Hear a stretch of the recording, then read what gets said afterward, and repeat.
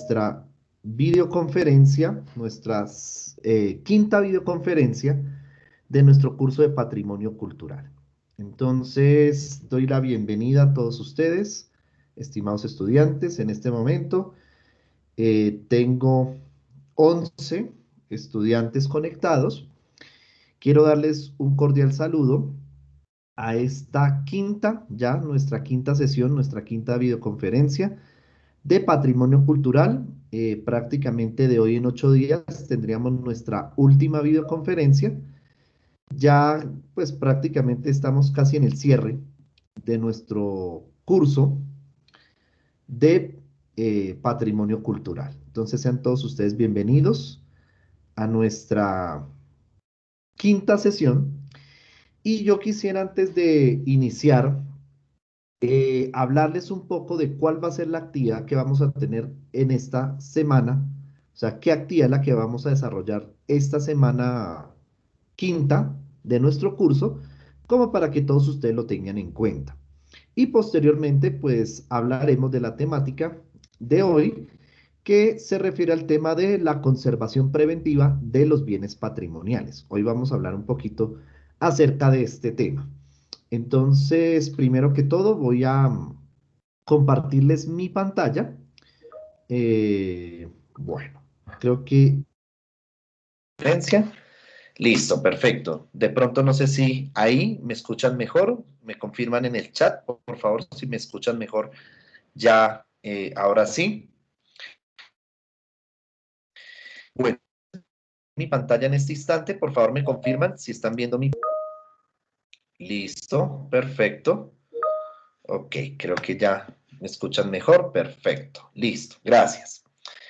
Bueno, permítanme, aquí voy a agregar, creo que llegaron más compañeros. Bien, entonces, entonces voy a compartirles mi pantalla. Bueno, pero antes de eso quiero comentarles sobre la actividad 2.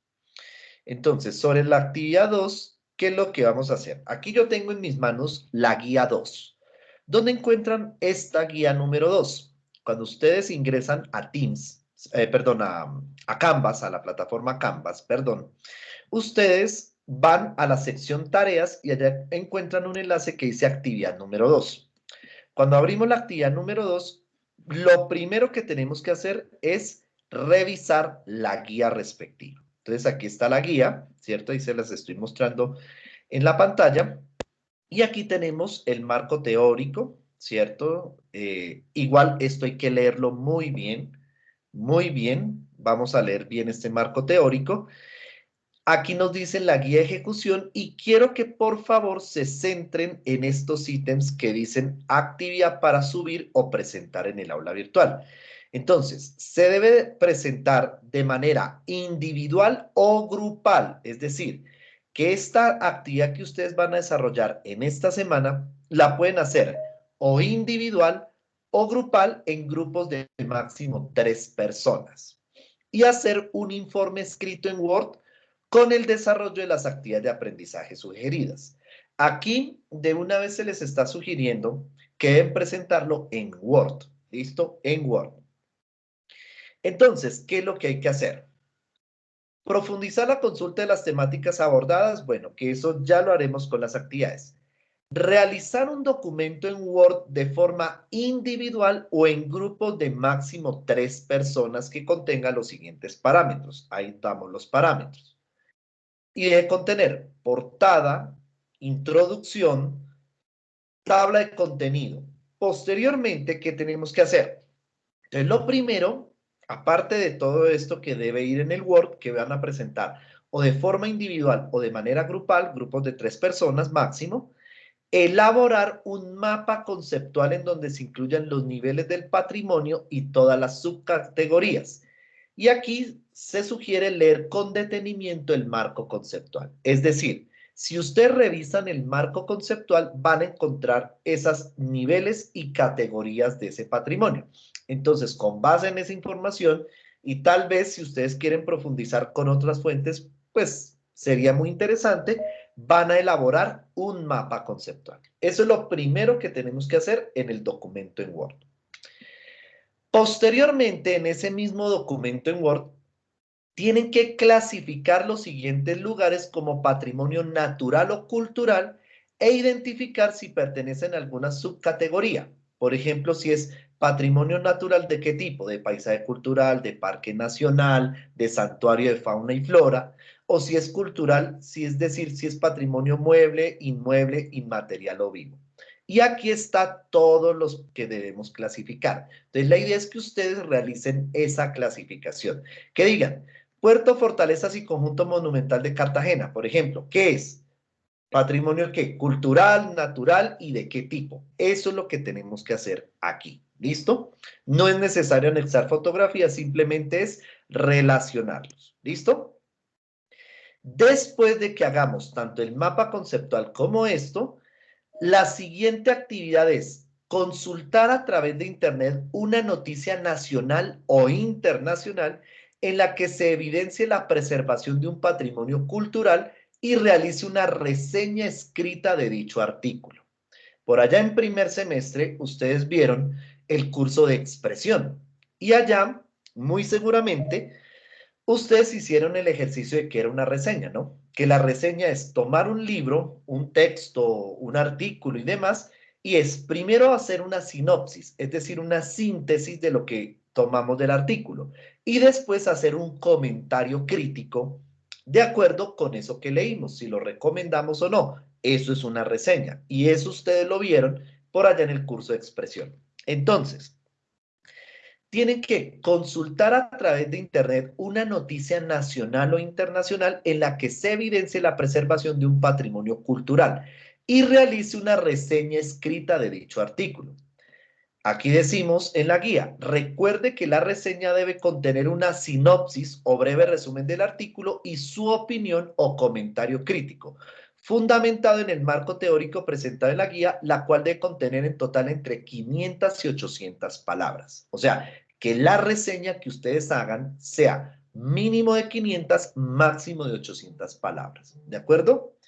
Eso es básicamente su actividad número 2. Después las conclusiones y la bibliografía. Este es el esquema, estimados estudiantes, para realizar toda la actividad número 2. Esta actividad, reitero, se puede desarrollar, en grupos de máximo 3 personas o la pueden desarrollar de forma individual. O sea, puede ser o individual o en grupos de máximo 3 personas. ¿De acuerdo? Y es desarrollar todos estos ítems en un documento en Word. Entonces, obviamente, esta actividad se dará apertura a partir de mañana, martes, a las 0 horas y el plazo límite de entrega, por favor, para que estemos pendientes, es el próximo lunes 8 de marzo a las 11:59 de la noche. ¿Listo? Esa es la actividad que tenemos para esta semana de patrimonio cultural. ¿Listo? No sé si hayan preguntas, dudas con respecto a la actividad. Si tienen preguntas, por favor, en el chat o de pronto si de pronto quieren manifestar la pregunta verbalmente, pueden dar clic al icono de la mano y les cedo la palabra. Preguntas, dudas con respecto a la actividad 2. Recuerden que estas actividades son evaluadas por el profesor Hassan. Entonces, si ustedes tienen el tema de pronto, si se les llega a presentar algún inconveniente con la entrega del documento o demás, por favor, nos remitimos con el profesor Hassan. Erika, creo que tienes el clic en la mano. Adelante, te escuchamos. Buenas tardes, Erika. Buenas tardes, profesor. Buenas tardes, Profe, Erika. yo tengo una pregunta respecto a la actividad, Cuéntame. donde hay que hacer la opinión o la reseña. También, o sea, ¿se debe copiar también la parte de lo que se investigue o solamente la opinión? Acuérdate que la reseña, Erika y compañeros, la reseña tiene dos partes. Una, que es la síntesis del artículo. O sea, lo que tú vas a hacer, no sé si vas a trabajar individual o grupal, lo que tú vas a hacer es hacer el resumen del artículo que tú tomaste. Acuérdate, un artículo relacionado con preservación de un patrimonio cultural, bien sea a nivel nacional o a nivel internacional. Entonces, haces tú el resumen de ese artículo y después abajo del resumen haces el comentario, la opinión crítica de ese artículo, ¿de acuerdo? Y en todo eso la reseña debe tener entre mínimo 500 y máximo 800 palabras. ¿Sí me entendiste, Erika? Sí, profesor, muchas gracias. Vale, con gusto, Erika. Muy bien, no sé si alguien más tenga preguntas con respecto a la actividad 2 que nos toca presentar esta semana. Preguntas, si tienen preguntas pueden dar clic al icono de la mano y les cedo la palabra.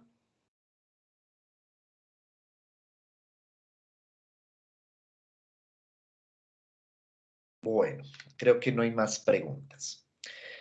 Entonces, por favor, recomendaciones. Ingresemos a partir de mañana, ingresemos a nuestra plataforma Canvas. Mañana queda habilitada, obviamente, la actividad. Para que, por favor, lo primero, descarguemos la guía, revisemos toda la guía, el marco conceptual, y vamos a desarrollar lo que dice actividades de aprendizaje, que fue lo que les acabé de señalar ahorita con todos los pasos que debemos tener en cuenta. Recuerden, presentamos un documento en Word. Si lo van a trabajar grupal, uno de los integrantes del grupo se encargará de subir la actividad. Es decir, no es necesario que los tres suban la actividad. Es decir, con uno solo que suba la actividad por los tres, no hay ningún inconveniente. ¿Listo? Eso también como para dejarlo claro, si ustedes quieren trabajar en grupos de 3 personas. Entonces, acuérdense de los puntos, ¿no?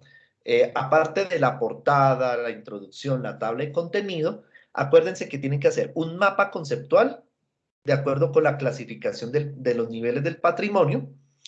Para eso se pueden basar en el marco teórico, pueden hacer más consultas si ustedes, digamos, lo consideran necesario. Después, ustedes lo que tienen que hacer es hacer la clasificación del listado de bienes patrimoniales que aparecen en la guía, clasificarlos y posteriormente consultar el artículo, puede ser a nivel nacional o internacional, sobre preservación del patrimonio y hacer una reseña. La reseña, reitero, tiene dos partes. Una que es la síntesis, el resumen del artículo, y la otra es la opinión crítica que ustedes dan del artículo, fundamental en lo que hemos visto hasta ahora y en lo que ustedes revisaron del marco teórico de la guía 2. Y recuerden que esta reseña debe tener entre 500 y 800 palabras. Y eso es lo que ustedes tienen que presentar en el documento junto con conclusiones y referenciación de bibliografía según normas APA. ¿Listo? Entonces, no sé si alguien más tenga preguntas con respecto a la actividad. Shirley me pregunta que si 4 personas, no, máximo 3 personas, Shirley, ¿vale? Bueno, no sé si alguien más tenga preguntas. Listo, bueno, listo. Creo que no hay más preguntas. Bueno, entonces, inmediatamente apenas tengan habilitada la actividad, que eso es a partir de mañana, descarguen la guía y empiecen a desarrollarla. ¿Listo? Bueno, entonces, voy a compartirles, entonces si no hay más preguntas, voy a ir a la presentación. Entonces, aquí les comparto la presentación de la noche de hoy o de la tarde de hoy. Entonces ya estamos llegando a nuestra recta final, se puede decir, de este curso de patrimonio cultural. Entonces, estamos en la unidad 3 que corresponde a la naturaleza y cultura en la configuración del patrimonio cultural en América y en Colombia. O sea, ya estamos en nuestra tercera unidad, ya prácticamente la otra semana estaríamos terminando, propiamente dicho, nuestras videoconferencias y ya estaríamos cerrando prácticamente el curso. Les reitero a todos ustedes, por favor, todo lo que tengan que, digamos, si ustedes tienen inquietudes o digamos, se les han presentado inconvenientes con la presentación de las actividades o de los parciales, por favor recuerden escribirle al profesor Hassan González. Ahí está en pantalla, estoy señalando el correo del profesor Hassan. Y obviamente tienen mi correo en el caso de que de pronto no puedan visualizar bien la videoconferencia o de pronto si no pudieron visualizar diapositivas o algo así, Para ello, pues obviamente me escriben a mí, pero todo lo que tengan que ver con el desarrollo de actividades, evaluaciones y demás, parciales y demás, por favor le escribimos al profesor Hassan, ¿listo? Para que lo tengamos muy en cuenta. Bueno, entonces, primero, pues antes de contextualizarnos con el tema que vamos a abordar en la noche de hoy, les quiero compartir un video del Banco de la República de Colombia sobre el por qué el Banco de la República invierte en cultura y en el patrimonio cultural. Entonces, permítanme, voy a compartir entonces el siguiente video.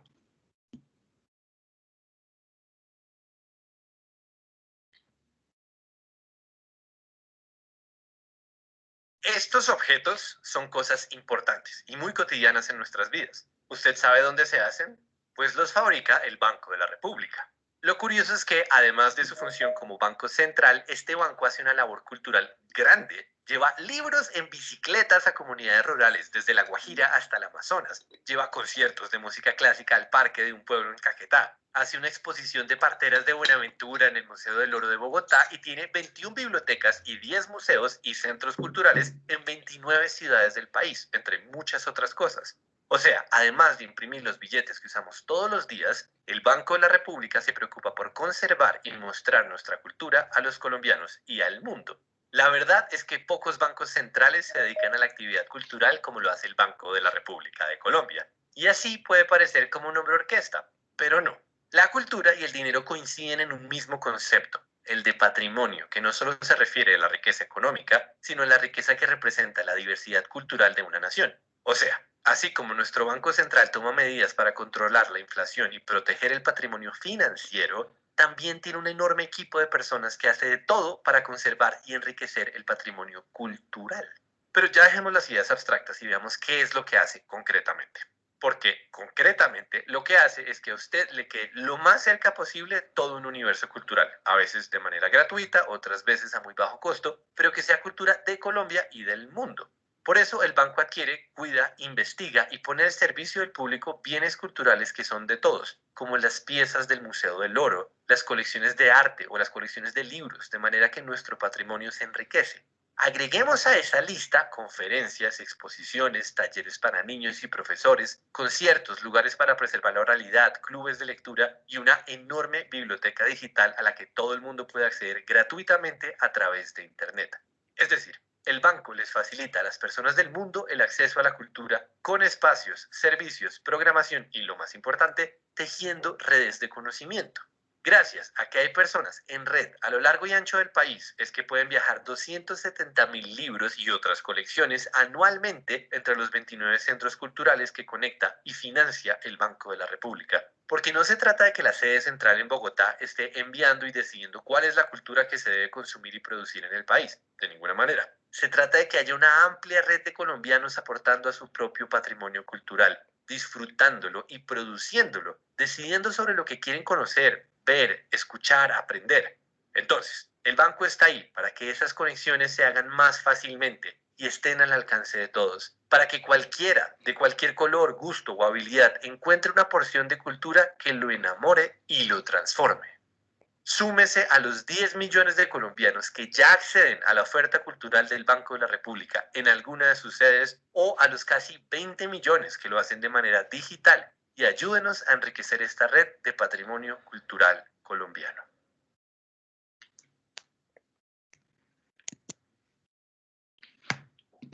Bueno, entonces acabamos de observar, ¿cierto? En este video, algunos aspectos muy interesantes sobre la función del Banco de la República. Sabemos que el Banco de la República es el emisor, ¿cierto? Es el emisor y regula todo el tema de la política monetaria en nuestro país. Pero no solamente el Banco de la República se limita únicamente al tema del control de la política monetaria o define el tema de, digamos, del control de los indicadores macroeconómicos más importantes del país, sino que también tiene una función de preservar los bienes patrimoniales, con el fin de que todos los ciudadanos tengamos acceso a ello, pero que obviamente también cumplamos con una labor de preservación y valoración de estos bienes patrimoniales. Por eso, bajo la custodia del Banco de la República está el Museo del Oro, que de hecho no sé si muchos de ustedes o gran parte de ustedes que conocen Bogotá han tenido la oportunidad de visitar el Museo del Oro. Es administrado directamente por el Banco de la República. También las colecciones de arte del Museo Nacional y demás, también todo eso, obviamente que muchos son custodias del Banco de la República. O sea, es decir, lo que hacen es garantizar la preservación de estos bienes patrimoniales. O sea, que aquí vemos la incidencia también de que en parte estas políticas de Estado, ¿cierto? Y los gobiernos también propenden a través de unos organismos, podríamos decir, adscritos al gobierno, pues básicamente velan por la protección y preservación de los bienes patrimoniales. Como en este caso, pues tenemos el Banco de la República. Bueno, bajo este contexto, entonces, vamos a hablar acerca de lo que es la conservación preventiva. Cuando hablamos de preventiva, hacemos referencia a un verbo que es el verbo prevenir. O sea, ¿qué es lo que buscamos con la conservación preventiva de los bienes patrimoniales? Pues como su nombre lo dice, es ese conjunto de acciones que buscan prevenir, o sea, tomar precauciones, impedir y controlar factores que pueden ocasionar el deterioro de los bienes patrimoniales, sobre todo los que datan de mucho tiempo, ¿cierto? Y que pues obviamente que por su valor estético, simbólico e histórico, es importante preservarlos. ¿Cuál es el proceso de esta conservación preventiva? Entonces, básicamente, dentro del proceso de conservación preventiva de los bienes patrimoniales podemos destacar 5 elementos. El primero es prevenir, propiamente dicho, prevenir. Y esa prevención tiene que ver contra el tema de los delitos, delitos que pueden afectar a esos bienes patrimoniales. Ahorita vamos a ver un poquito sobre ese concepto. Posteriormente, detectar que cuáles son las razones del deterioro, hurto o posible, digamos, o el riesgo de destrucción de esos bienes patrimoniales. Tercero viene el impedir, ¿cierto? Que ya es establecer acciones contundentes para evitar o bien sea el deterioro o el hurto o el tráfico ilegal de estos bienes patrimoniales. Recuperar, que es todo el proceso de restauración, y también el actuar, que ahí es donde ya viene pues toda la parte enfocada a ejecutar esos planes de restauración y verificar por qué el bien patrimonial conserva todas sus propiedades, es decir, evitar el deterioro de ellos mismos. Entonces, la primera fase de esta conservación preventiva es el prevenir. Entonces, resulta que tanto aquí como a nivel mundial, pues obviamente o desafortunadamente, los bienes patrimoniales, sobre todo los que tienen bastante valor histórico, simbólico, estético, son susceptibles u objeto del robo, del delito y demás. De hecho, y nosotros lo vamos a ver ahorita más adelante en la presentación, hay entidades, inclusive la Policía Nacional de Colombia, tiene un equipo especializado, el Grupo de Patrimonio Cultural, que hace las labores de investigación por si de pronto se cometen delitos contra los bienes patrimoniales. Esto se refiere al hurto, al tráfico ilegal y demás. Entonces, ¿cuáles son los posibles delitos a los cuales son susceptibles los bienes patrimoniales? Uno, el tráfico ilícito, es decir, cuando las obras de arte que son consideradas como bienes patrimoniales sencillamente se comercializan ilegalmente, ¿cierto? Se exportan o se comercializan ilegalmente. Dos, lo que es el robo directamente, cuando roban y demás. Por ejemplo, recordamos hace muchos años, más de 40 años aproximadamente, cuando un grupo alzado en armas en Colombia, que después se convirtió en un partido político, había robado la espada de Simón Bolívar, la espada de Simón Bolívar, y prácticamente nunca recuperaron ese bien patrimonial. Entonces, ahí, por ejemplo, vemos un ejemplo del robo, por ejemplo, de un bien patrimonial, como en este caso era la espada del libertador Simón Bolívar. También la prevención contra los delitos de vandalismo y asonada, ¿cierto? Muy comunes. También, no solamente aquí en Colombia, en el mundo. y también por situación del conflicto armado, ¿cierto? Que era lo que yo les explicaba ahorita, por ejemplo, de cuando hace más de 40 años hubo el hurto de la espada de Bolívar y que pues prácticamente este grupo alzado en armas en esa época, después se convirtió en partido político, nunca dieron respuesta de eso. ¿Listo? Entonces, lo primero es prevenir. Lo segundo a tener en cuenta es detectar. Y esto básicamente ¿en qué consiste? En determinar la presencia de agentes o causas de deterioro. Hay unos agentes de deterioro. Y para ello se hace una inspección permanente de estos bienes. Por ejemplo, esto pasa en las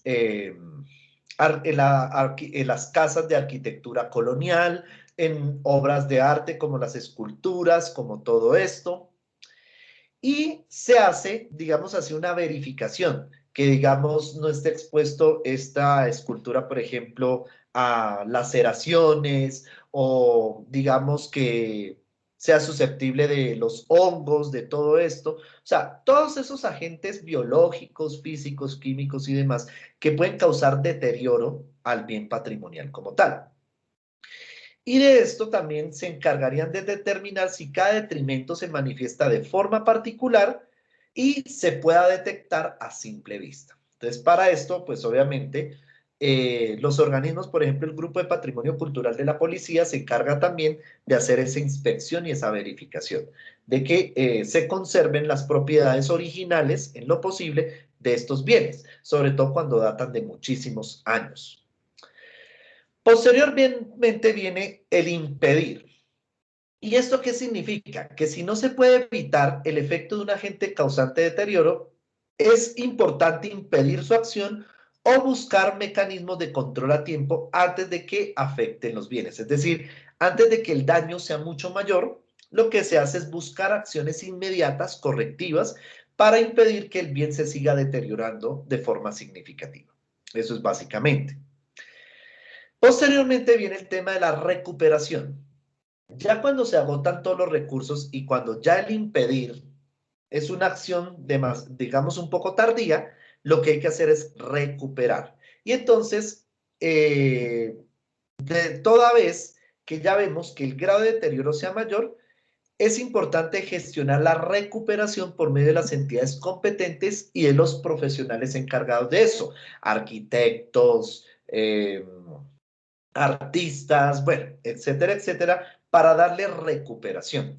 Y esta recuperación, por ejemplo, daños inminentes es cuando ocurren, digamos, desastres naturales, por ejemplo, los terremotos, que puede que de pronto afecten seriamente las construcciones o estas construcciones antiguas, y ahí es donde ya un impedir no se puede, sino que la acción sería más un recuperar, ¿listo? Por ejemplo, cuando algunos templos religiosos que de pronto puedan verse seriamente afectados, que se les cae la cúpula o algo así, por algún fenómeno natural, ahí es donde viene la recuperación, lo mismo contra incendios y demás, ¿listo? Y ya después viene el actuar, que en el actuar es cuando al detectar la presencia del agente o causa del deterioro, se interviene ya con un plan establecido, un plan de acción, que se establece por parte de la institución o quien vela por la protección y preservación de estos bienes patrimoniales, y ahí es donde se empieza todo ese proceso de recuperación gradual. ¿Listo? O sea, donde se restablecen y donde prácticamente se mitigan todos los riesgos asociados a los agentes o causas de deterioro. Como podemos notar, estimados estudiantes, son 5 pasos que normalmente, o digamos así, entre impedir y recuperar se puede tomar muchas veces cualquiera de las dos alternativas, dependiendo de la gravedad del estado de deterioro que puedan ser causados por esos agentes causantes de deterioro. Listo. ¿Qué entidades en Colombia protegen el patrimonio cultural? Entonces, primero que todo, está la Dirección de Impuestos y Aduanas Nacionales, DIAN, frente a todo el tema del tráfico y todo esto. Entonces, la Dirección de Impuestos y Aduanas Nacionales, DIAN, es uno de los entes protectores del patrimonio cultural, sobre todo cuando puede haber tráfico ilegal para exportación o importación de estos bienes, se encargan ellos de verificar y de, digamos, contrarrestar ese fenómeno del tráfico ilegal cuando es para fines de exportación o de importación. Tenemos un organismo internacional que es la Organización Internacional de Policía Criminal, o IPC, o también la Interpol. Con la Interpol también se hacen todos esos procesos, por el tema de la ilegalidad que requiere, o que implica, más bien, el tema de negociar o comerciar con estos bienes patrimoniales públicos, cuando pues sabemos de que pues esos tienen un valor estético, histórico y simbólico para una nación. A nivel regional está la Dirección Seccional de Fiscalías y obviamente pues esto depende de la Fiscalía General de la Nación, porque estos son delitos y prácticamente nosotros lo tenemos como un principio constitucional. Somos un Estado social de derecho y se preserva el pluralismo cultural. Eso hace parte del patrimonio cultural de ese pluralismo. Por ende, es atentar contra los principios del Estado. Y de ahí viene porque también estos delitos son castigados desde la Fiscalía General de la Nación directamente. También la Policía Nacional tiene el Grupo Patrimonio Cultural, que también, digamos, se pone en contexto junto con el Grupo Investigativo de Delitos contra el Patrimonio Cultural y hace las investigaciones pertinentes del caso en caso que existan daños o tráfico ilegal, cualquiera de esos delitos que hay que prevenir. Ellos están encargados de hacer las investigaciones respectivas. A todas estas, les quiero socializar a todos ustedes, estimados estudiantes, que el día sábado 27, a través de uno de los medios de comunicación masivos de nuestro país, se publicó que aparte de los 17 municipios declarados pueblos patrimonio, ya se declaró un 18º municipio patrimonio. Recordemos que en la sesión pasada habíamos hablado de los 17 municipios patrimonio, considerados o declarados patrimonio. Ya entró un municipio 18, que es el municipio de Pore, en el departamento del Casanare. Ya forma parte de, ya no son 17, sino 18 municipios que son considerados patrimonio en Colombia. Entonces, quería hacer el comentario, ya que recientemente, y esto pasó coincidencialmente este sábado 27 de febrero, que uno de los medios de comunicación masivo de nuestro país anunció que ya Pore, en el departamento del Casanare, es considerado dentro de los 18, ya no son 17, son 18 municipios considerados patrimonio.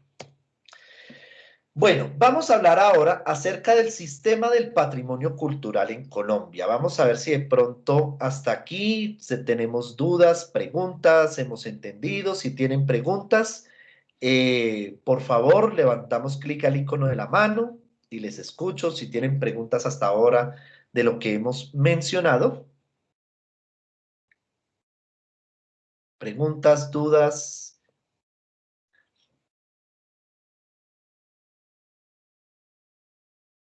Bueno, listo. Entonces, vamos ahora con el sistema del patrimonio cultural en Colombia.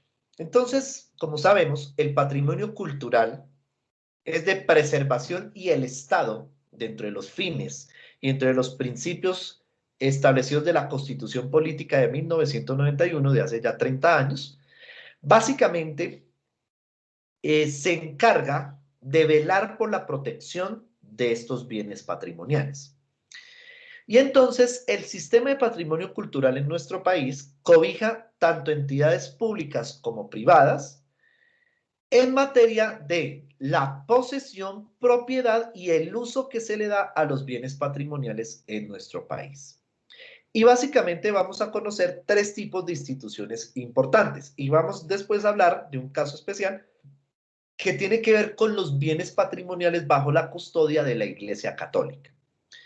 Primero que todo vamos a hablar de este sistema institucional en términos de 3 ámbitos. En el ámbito municipal, instituciones municipales; en el ámbito departamental, instituciones departamentales; y lo otro, instituciones a nivel nacional, que se encargan de velar por la protección, preservación, conservación de los bienes patrimoniales o del patrimonio cultural en nuestro país. Primero que todo, aquí están las instituciones municipales. Entonces, a nivel de las instituciones municipales, hablamos directamente de las alcaldías y los consejos municipales. ¿Listo? La alcaldía y el consejo municipal.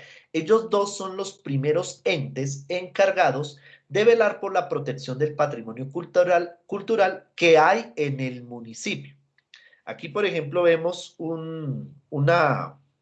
digamos, un aviso de parte de la alcaldía de Puerto Colombia, en el departamento del Atlántico, hablando acerca de el Día Internacional de los Museos y demás. Y aquí hay un bien patrimonial con las estaciones del ferrocarril que hay en este municipio. Entonces, la alcaldía directamente nombra un secretario de Cultura. Y el secretario de Cultura directamente es uno de los grandes responsables de velar por la protección de los bienes patrimoniales o lo que es considerado patrimonio cultural dentro de su municipio. Y entonces, en este sentido, se debe reconocer, valorar y difundir el patrimonio municipal dentro de las políticas. O sea, que en los planes de desarrollo que establezcan los alcaldes en cada periodo o en cada administración deben contemplarse la manera de cómo se preservan estos patrimonios o estos bienes patrimoniales. Eso debe estar establecido en los planes de desarrollo. De hecho, nosotros conocemos que a partir del año 2020, o sea, el año inmediatamente anterior, iniciaron administraciones los alcaldes, los gobernadores y demás, y ya todos los municipios del país cuentan con el plan de desarrollo aprobado. Ahí tienen que estar contempladas las políticas para la preservación del patrimonio cultural, entre otras, ¿no? De igual forma, a nivel municipal, los municipios, dependiendo de la categoría a la cual existan, pueden formular o esquemas de ordenamiento territorial cuando son municipios cuyo número de habitantes no es mayor a 30,000 y planes de ordenamiento territorial en el caso de municipios que cuenten con mínimo 30,000 habitantes. Eso lo dice nuestra normatividad en Colombia. Ahí es donde hablamos de las categorías de los municipios. Y también dentro del plan de ordenamiento territorial o en su defecto los esquemas de ordenamiento territorial también se tiene que velar por esa protección de los bienes patrimoniales en caso de que el municipio cuente con patrimonios culturales propiamente dichos. ¿Listo? Entonces la primera responsabilidad dentro del sistema del patrimonio cultural en la preservación es de las instituciones municipales. Pero también tenemos las instituciones departamentales. Entonces, a nivel departamental, ¿quiénes son los responsables? El gobernador o la gobernación directamente. Y para ello existe normalmente una Secretaría de Cultura y Patrimonio. Aquí puse el ejemplo de la Gobernación de Boyacá. Ellos tienen una Secretaría de Cultura y Patrimonio. Y también de ahí se encarga la Dirección de Fomento de la Cultura y las Secretarías de Educación. Ahí se trabaja de manera mancomunada con las Secretarías de Educación departamentales con el fin de generar concienciación y asimismo buscar que estos patrimonios culturales, ¿cierto? Se valoren, se conozcan, se difundan, pero también se preserven. Y entonces las gobernaciones también, el gobernador dentro del plan de desarrollo departamental también establece la manera de cómo preservar estos bienes patrimoniales en el departamento, propiamente dicho. Y recordemos que nuestro país, reitero, es pluriétnico, diverso culturalmente hablando. Entonces hay demasiados bienes patrimoniales que preservar y las gobernaciones deben encargarse desde sus políticas, de los planes de desarrollo, deben encargarse también de este proceso. A nivel nacional, conocemos que el órgano rector, digamos así, más importante que preserva todo el sistema del patrimonio cultural a nivel nacional en Colombia es el Ministerio de Cultura. ¿Listo? El Ministerio de Cultura. Y el Ministerio de Cultura, a su vez, posee las siguientes entidades adscritas. Está el Museo Nacional de Colombia, que se queda en la ciudad de Bogotá, Distrito Capital. Queda sobre la carrera séptima, por la misma carrera por donde queda el Museo del Oro, pero queda más o menos a unas 10 cuadras aproximadamente, hacia el norte, dirección sur-norte, donde, pues obviamente, ahí se conservan cuadros, historias, armas, inclusive, de la época de la conquista y de la colonia en nuestro país, cuando era el Nuevo Reino de Granada y demás. Tenemos también la Biblioteca Nacional. En la Biblioteca Nacional, también queda en Bogotá, Distrito Capital, pues básicamente en la Biblioteca Nacional encontramos textos no solamente de modernos, sino también antiguos y de memorias de historiadores y demás. Entonces también por eso en la Biblioteca Nacional se conservan muchos bienes patrimoniales. El Archivo General de la Nación, donde básicamente encontramos todos los documentos, repositorios y demás de documentación, de actas, memorias, decretos,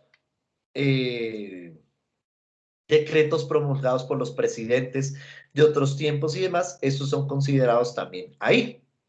El Instituto Caro y Cuervo, que está dedicado al tema de antropología y demás para ciertos bienes patrimoniales.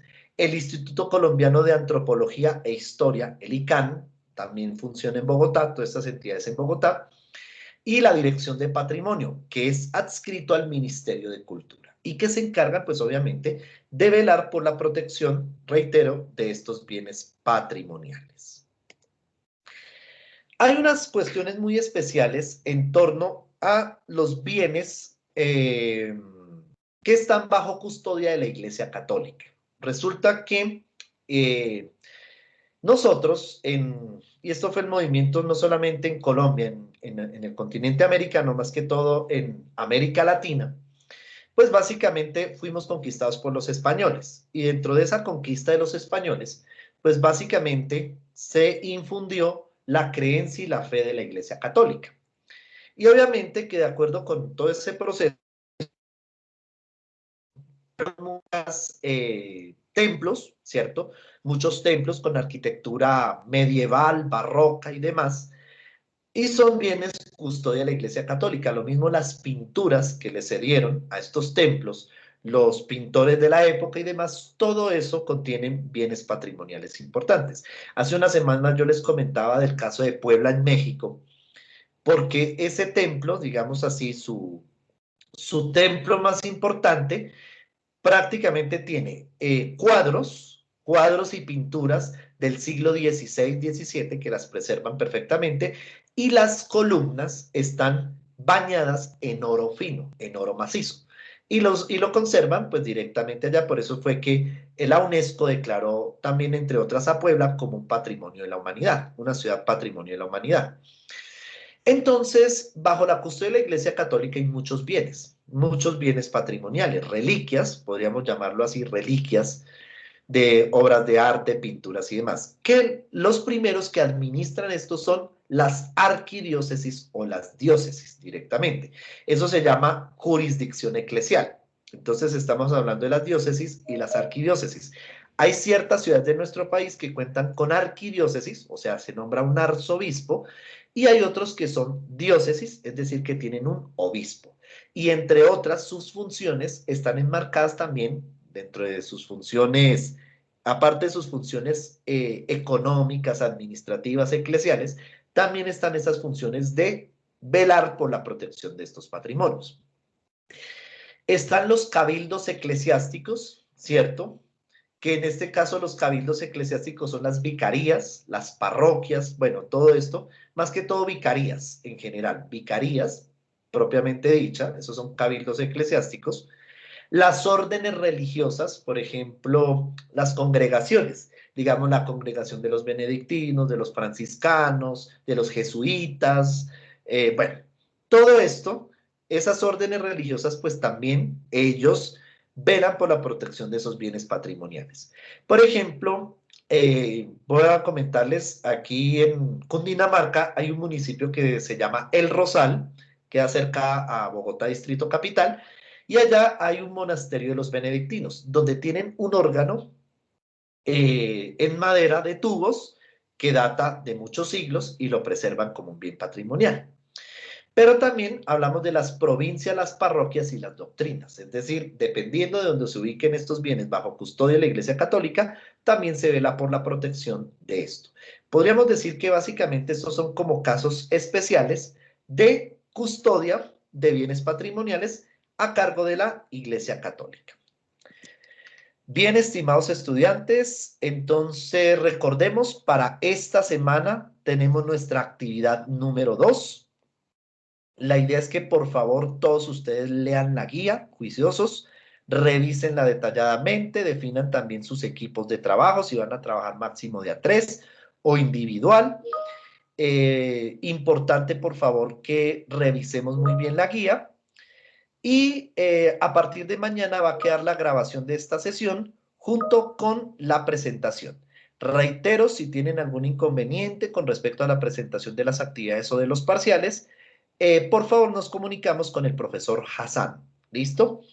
La próxima semana ya terminaríamos nuestras videoconferencias y vamos a abordar todo lo que es el tema de desarrollo sostenible y la UNESCO, el papel de la UNESCO, que es el órgano mundial que vela por el patrimonio cultural de la humanidad, y vamos a ver eso y la relación con los objetivos de desarrollo sostenible y cómo nos encontramos en Colombia frente a esos objetivos de desarrollo sostenible en materia de preservación del patrimonio cultural.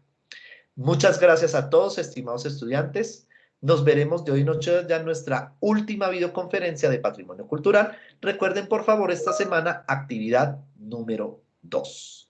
Gracias a todos, una feliz noche y nos veremos de hoy en 8 días.